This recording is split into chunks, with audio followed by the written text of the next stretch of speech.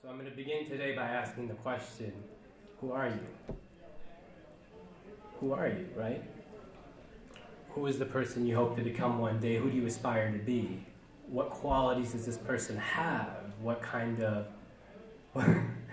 qualities does this individual have? What career goals does he pursue? What is his profession? That every day that you have to start to define who your identity is.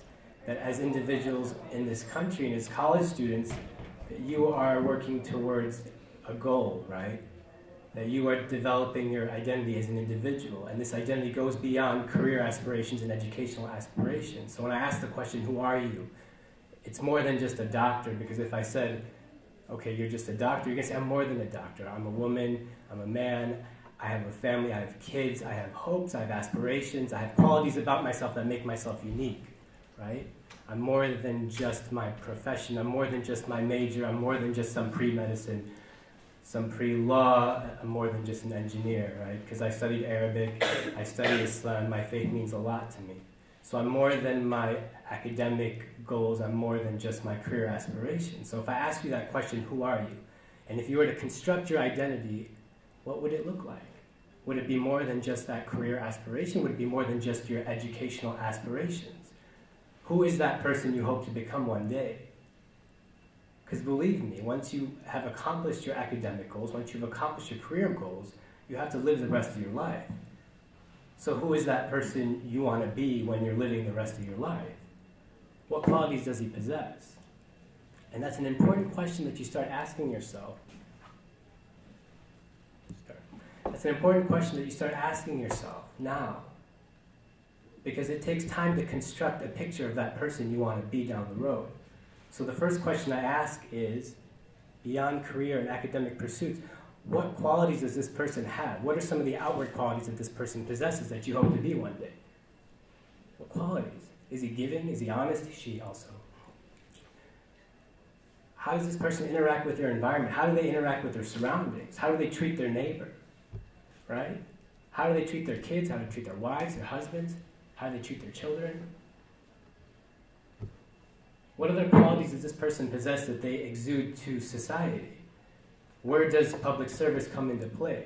Do they care about the individuals around them, or are they more concerned about what they want in their life? They're more career about their pursuits, their goals, right? How society can benefit them and how they can benefit society. How are you constructing this person that you hope to become? I mean, he's more than just a doctor, he's more than just a social worker, he's more than just a scientist. He's more than just someone with a bachelor's degree, a master's degree, right? He's a human being. What inward qualities does this person possess? Is he an honest person? Is she an honest person? Do they have mercy when they look at other people? Do they focus on their dysfunctions and everything that they're doing bad? Or do they recognize that these people are going through struggles, right? That they need help? Do they judge other people, or are they welcoming? What are these qualities that you want to embody when you construct this picture of the person you want to be? What inward qualities, what outward qualities do you want to embody? What qualities do you want to show to the world? How do you want to portray yourself? You are more than just a career. You are more than just an education. I don't know. You have to construct that for yourself, and it starts now, right? Well, what role does spirituality and faith play in the life of this person that you hope to be? Right? Is it more than just rituals? Is it more than just praying 5 times a day, performing wudu, paying your zakat, going to hajj? What role does spirituality play in their life? What does spirituality drive in their lives? Does it drive them to work within the community? Does it drive them to treat their spouses with respect and dignity? Does it drive them to spend time with their kids, to raise kids so that they become productive members in society that are able to interact with society in a healthy manner? Or does their faith tell them to go work a lot so they make a lot of money so they can buy a big house, right? So that they could appear to have things that other people respect, right? Because if they have a big house, then people will think that they have wealth and that they're successful and that they've made it in the world. I mean, what role does spirituality play in the life of this person that you hope to be one day? And that question starts now.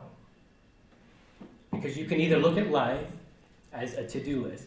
You graduate from high school, you get into college, you take your GRE, you take your MCAT, you do really well on it, you apply to med school, you apply to graduate school, you apply to dental school, maybe you take a couple years off, and you do a research gig so that you can put it on your resume so it makes you a better candidate for the medical school that you hope to go to, for the graduate school you hope to go to, or for the job you hope to get one day. Your life is reduced to a checklist. Or you can look at life as a process. It's something you go through, right? Because when life's a process, it's made up of milestones. And they're important milestones. You have to go to school because you have to get a job one day. You have to live in this world. You have to provide for your family. But when your life is reduced to checklists, then all you're working for is to check those boxes on that list, right? But when your life is seen as a process, it becomes more than just a checklist, right? That these checklists, while they're important, and they're important milestones in your life, they're all working towards a bigger goal, which is becoming that person that you envision yourself to be, right? So when you look at your education, it's not just an education. It's just not a place so you can get a job. Your education is serving as a function, it's a vehicle, it's a tool, it's a means in order to become that person. You're volunteering. It's more than just volunteering. It's more than just something you put on your resume, you put on your application. It's something that's facilitating you to become the person you hope to be one day. Your job, your relationships with one another, your friendships. These are all vehicles or tools that are facilitating you to become that person you hope to be, you aspire to be. And that every day when you see life as a process and you don't see life as a checklist, every day you should be seeing more and more glimpses of that person you hope to be one day, that person you aspire to be one day, right? That every day you're working towards that goal, right? And that's a bigger goal because you recognize that life is bigger than just things that you do. Life is bigger than just going from one event to the next, to the next, to the next. You recognize that life's a process, and through this process, you obtain qualities and characteristics that enable you, right, to become the best version of yourself. So I guess the next question is, who is this person that you hope to be one day? And have any of you ever thought about it beyond terms of, I want to be a doctor, I want to be a lawyer, I want to marry a really beautiful spouse, right? Checklist, all the way till death, but you can't check that off the list, it'll be too late, right? But, I mean, that's the question. You know, John Lennon says life is what happens when you're busy making other plans, right? Because when you're too busy thinking about what comes next, you forget about all the things you learn along the way, right? So let's go back. Does this person that you want to be, what qualities do they have? Are they perseverant? Do they care about their family? Well, I imagine individuals that are in pre-med, right? That are in engineering. You learn dedication. You learn about commitment. You learn about long hours. You learn about hard work. You learn about, sacrificing time with friends. Well, that person you want to be, does he have those qualities? Does she have those qualities? Is she willing to commit to her family?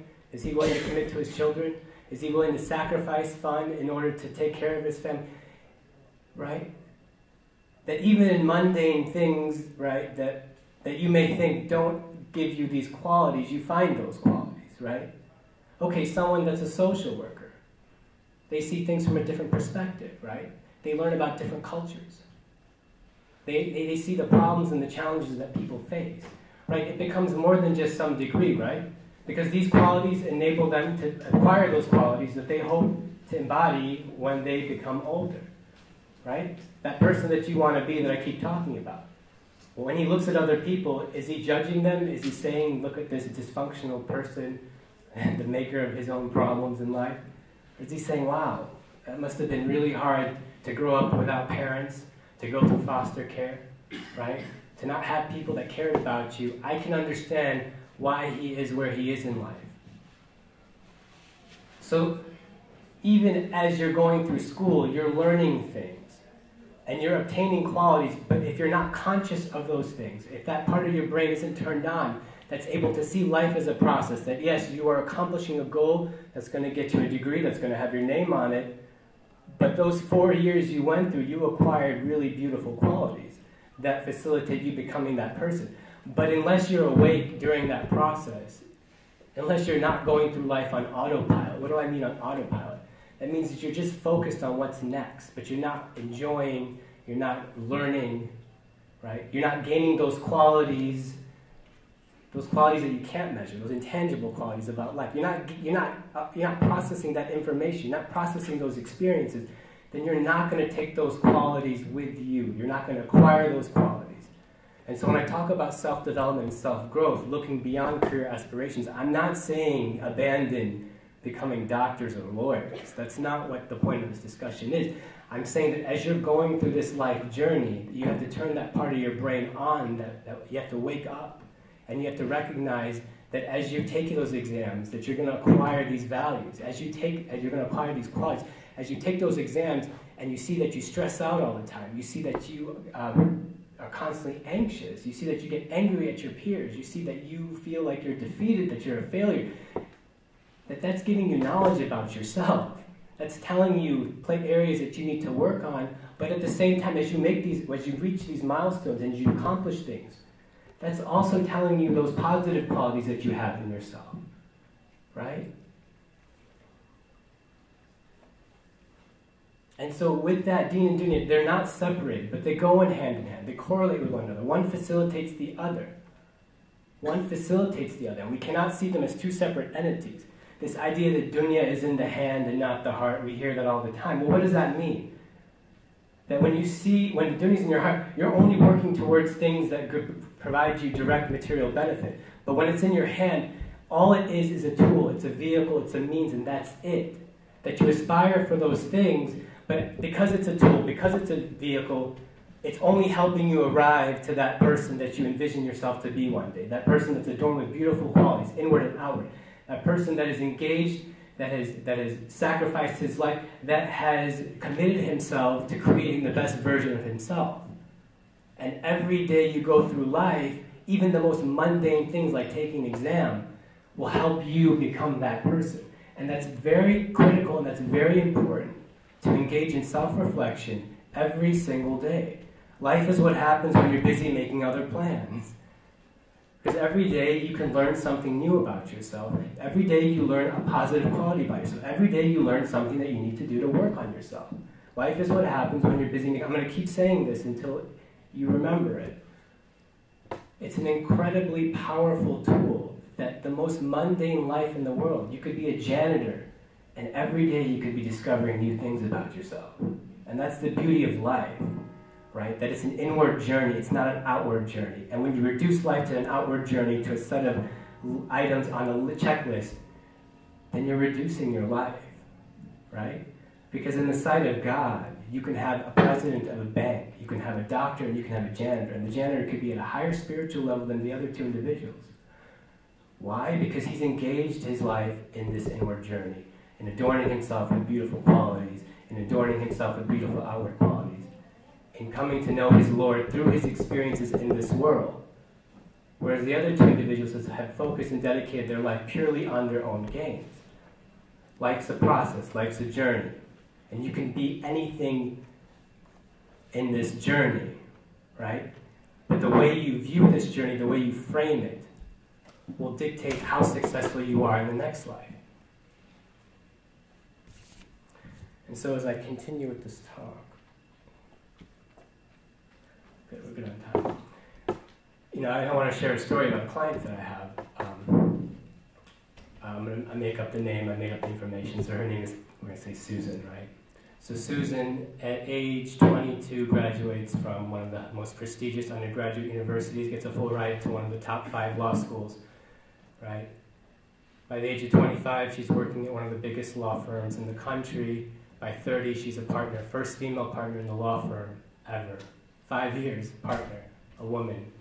And that time, that was a big accomplishment, right? She was making more in terms of her salary than any of the men. For people who don't know, on average, women make 16% less than men, even women with higher educational degrees, right? A master's degree will make 16% less on average than a man with a bachelor's degree in the same job position, right? Making more money than any other man. She had it all. Great career, beautiful family, dedicated husband, 3 children.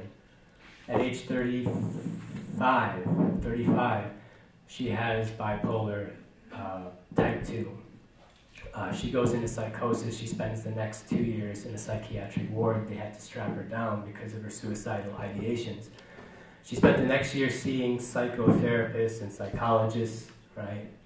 And now 10 years later, she's my client, right?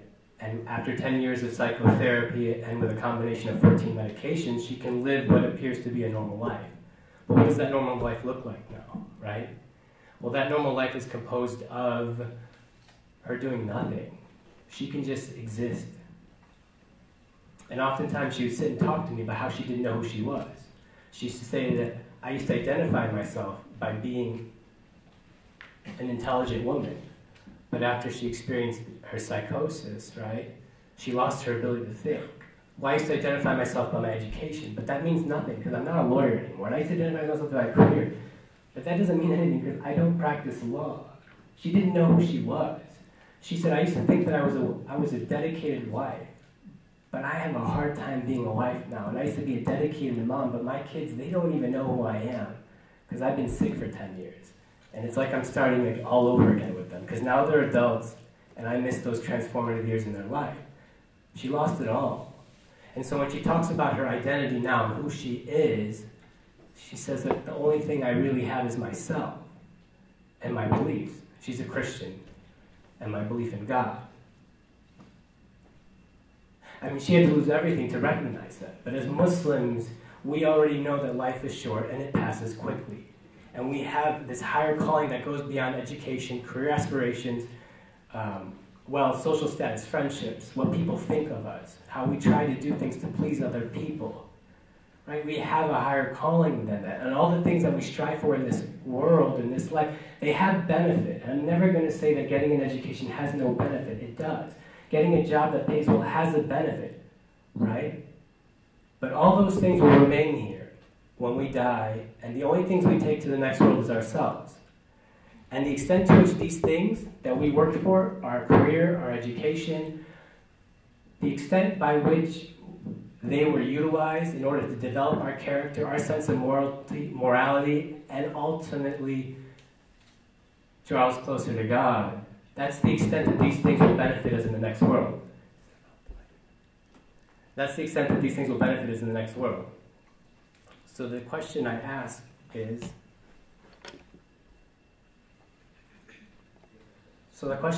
how do we reframe the way that we look at, education? How do we reframe the way we look at our career goals, right?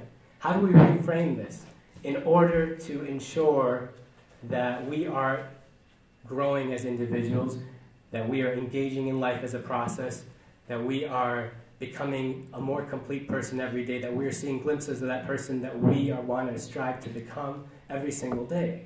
How? And I'm going to go through 3 steps that incorporates personal growth at the individual level, personal growth in facilitating personal growth for other people, and personal growth by creating communities that foster personal growth for individuals. So let's start by talking about what personal growth is. Everyone says personal growth. People say words like personal development. All it is the process of developing a deeper understanding for yourself. Personal growth is just the process that you engage in getting to know yourself at a deeper level. That our lives are aggregates of moments, and within each moment, there's a lesson that has to be learned. And that lesson provides us with a more intimate understanding of ourselves. We engage in moments every single day. Every time we get angry at a friend, that's a moment that we can learn something about ourselves. Every time we feel that someone is better than us, that's a moment that we learn something. Every time we think we're not pretty enough, we're not smart enough, that's a moment where we learn something about ourselves. Every time that we give up, that we lose hope, that we think that our parents don't respect us, that's a moment that we learn something about ourselves. But when you turn off that part of your brain, you don't recognize that these are moments that you can learn more about yourself. These are moments that provide you potential for personal growth. By overcoming these challenges, you are growing. And you can be any career you want to be. You can be a doctor, lawyer, social worker, janitor. You can engage in anything and still experience growth. You don't have to constantly be engaged in intellectual discourse to grow as a human being. The most mundane things provide growth. And then in this process of personal development, it's this recognition that we all wear masks.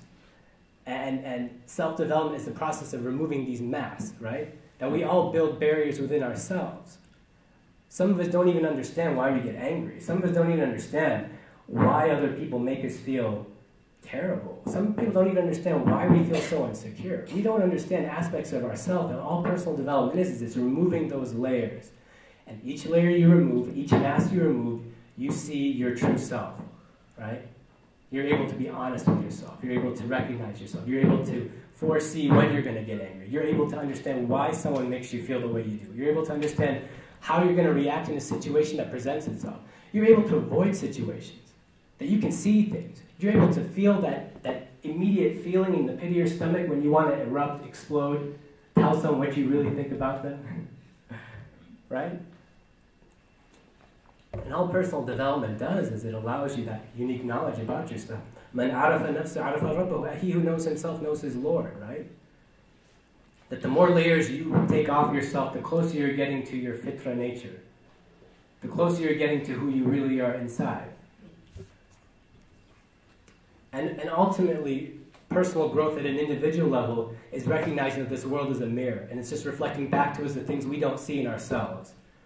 Right? Every interaction you have with your friends, it's just a reflection of who you are.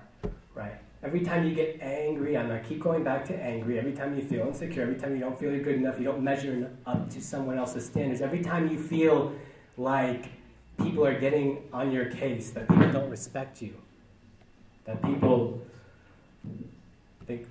think the worst of you. Yeah.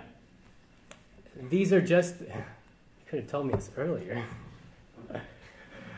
These are just moments for you to grow as an individual.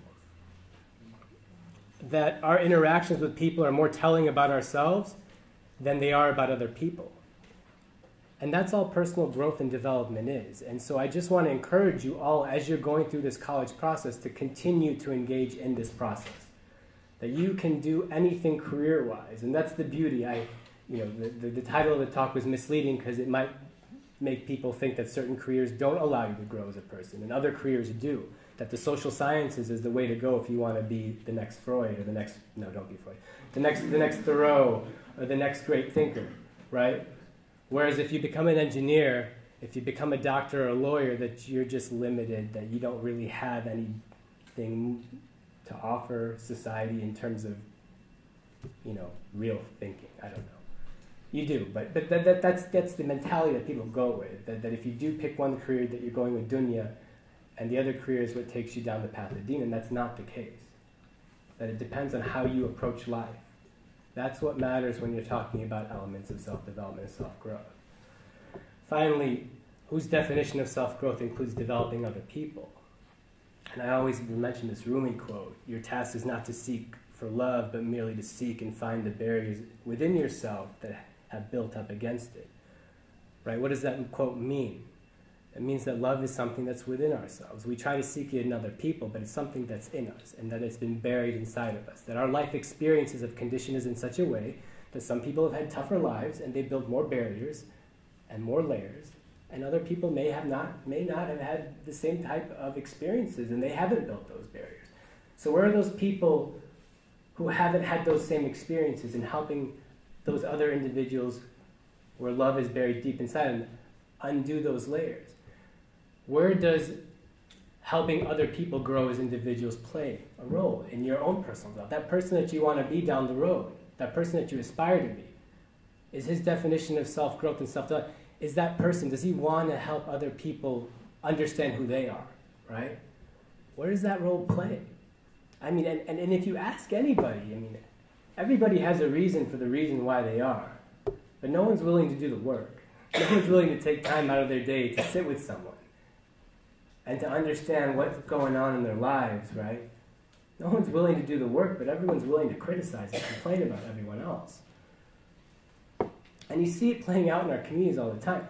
Girls that grow up in homes, our girls, Muslim girls, that grow up in homes where they see a father dominating, controlling, belittling the mom, belittling the kids, belittling them, putting them down.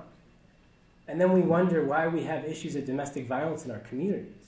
That somehow these women just woke up one day and wanted to be in a marriage, or a marriage where their husband physically abused them, verbally abused them, emotionally abused them. No, where did they learn that it was acceptable for a man to treat them like that? And where are the individuals that are helping our young men grow and develop, that are teaching our men how to treat our women, right? That are teaching our men how to be gentle, how to engage in conversation. that are helping our boys that grew up in difficult circumstances undo the effects of those circumstances? Where are those individuals helping our youth, right? So that when our youth grow up and they get married and they have daughters, that their daughters see their fathers treating their mothers with respect, and ultimately when they grow up and they start looking for spouses on their own, that they won't accept anyone that treats them any less than the way their fathers treat them. Right? That the standard that their fathers treat them is so high, right, that anyone that falls short of that standard gets to see the door. I mean, where are those individuals that are helping our youth? They're developing our youth. I mean, there's a lot of work out there. And there's only one place here, and there's like 500 of you. No, I'm serious. And where are those individuals? Because everyone's willing to complain about it. Everyone's willing to react about it when they hear about it. But no one's willing to do the work that's necessary to prevent it in the first place. No one is. Because we're too consumed by our own lives. I mean, you can't even begin to solve a problem that you don't even know exists. I mean, it's hard enough to solve problems that we know exist. But if you can't even realize that the problem exists, how can you go and solve it?